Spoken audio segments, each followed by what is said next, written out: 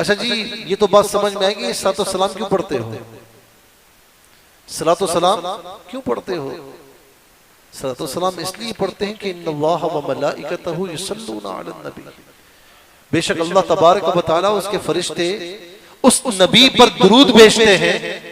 या अय्युहल्लज़ीना आमनू सल्लु अलैहि व सल्लिमू तस्लीमा, ऐ ईमान वालों तुम भी उन पर दुरूद व सलाम भेजो।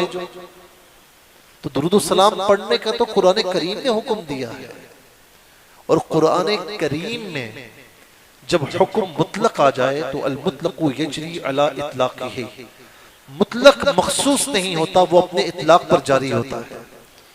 अब कोई ये कहे कि मैं बैठकर पढ़ूंगा, खड़े होकर नहीं पढ़ूंगा, तो कुरान में ममानियत नहीं है। कोई ये कहता है कि मैं खड़े होकर पढ़ूंगा, बैठकर नहीं पढ़ूंगा, तो कुरान में इसकी ममानियत नहीं है। कोई कहता है कि मैं बैठ नहीं सकता, मैं लेट कर पढ़ूंगा, मैं फलां वक्त नहीं पढ़ सकता, फलां वक्त पढ़ूंगा, तो कुरान में कोई ममानियत नहीं है। कुरान में मुतलक है, आप सुबह पढ़ें, आप शाम पढ़ें, आप रात पढ़ें, आप खड़े होकर पढ़ें, बैठकर पढ़ें, बैठ नहीं सकते लेटे हुए हैं तो लेट कर पढ़ें, हर हाल में दुरूद सलाम का यहां पर हुक्म पूरा हो जाएगा।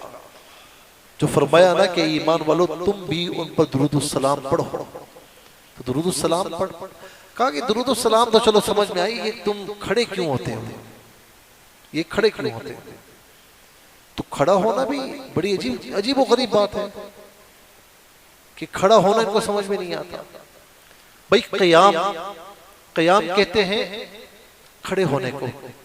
अच्छा जी, खड़ा क्यों ना हुआ जाए? तो कहते हैं इसलिए कि नमाज में हम क़याम करते हैं ना, नमाज में खड़े होते हैं ना, क़याम करते हैं।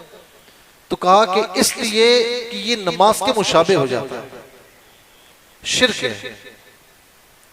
तो नमाज में अगर क़याम इबादत है और आम हालत में उसे नहीं कर सकते, तो मेरे भाई नमाज में तो कायदा भी होता है, तो फिर आम हालत में बैठना भी शिर्क हो जाएगा, आम हालत में रुकू भी शिर्क हो जाएगा। तो याद रखना कि नमाज में क़याम फी नफ्सी इबादत नहीं, नमाज की वजह से इबादत है कि अल्लाह की बारगाह में खड़े हैं। वरना तो खड़ा रहना आपका 2 बार हो जाएगा। आप खड़े हुए शिर्क कर रहा है, बैठ जा आराम से, तो बैठना भी शिर्क हो गया। तो खड़ा होना, बैठना, ये नमाज में खास हालतों में आपकी चूंकि नमाज की नीयत होती है इसलिए वो इबादत बन जाते हैं। नमाज के अलावा आप खड़े बिल्कुल हो सकते हैं, बैठ भी सकते हैं। सजदा करना चूंकि खास अल्लाह ताला के लिए है, तो ना सजदा तअब्बुदी किसी के लिए जायज है, ना सजदा ताज़ीमी किसी के लिए जायज है। बाकी सारी हालतें बिल्कुल जायज है। हुजूर नबी करीम सल्लल्लाहु तआला अलैहि वसल्लम यहूदी का जनाजा जा रहा था, आप खड़े हो गए, तो किसी ने कहा या रसूलल्लाह यहूदी का जनाजा है, तो फरमाया कि जनाजे का एहतराम किया करो। एक मर्तबा एक सहाबी रसूल आए सल्लल्लाहु तआला अलैहि रदियल्लाहु तआला अन्हु, जब तशरीफ लाए, हाजिर खिदमत हुए, तो हुजूर नबी करीम अलैहि सलाम खड़े हो गए। तो खड़ा होना क़याम इबादत भी होता है जो कि नमाज में है।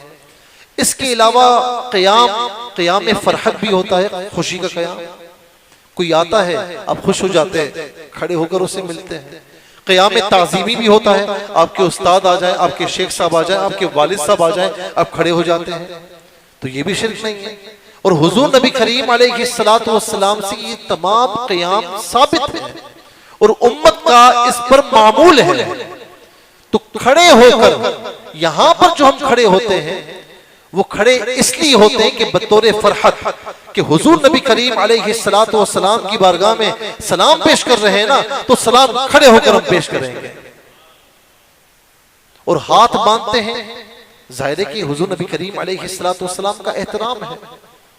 मैंने कहा ना कि हाथ बांधना और ये क़याम चूंकि नमाज में नीयत होती है इसलिए ये इबादत होते हैं। लेकिन आमतौर पर अगर आप खड़े हुए इधर उधर देख रहे हैं तो कोई कह सकता है कि आप नमाज में नहीं, आप हाथ भी बांध लेते हैं, कोई मसला नहीं है। आप यूं भी हाथ बांध लेते हैं, यूं भी हाथ बांध लेते हैं, तो इसमें कोई हर्ज नहीं है।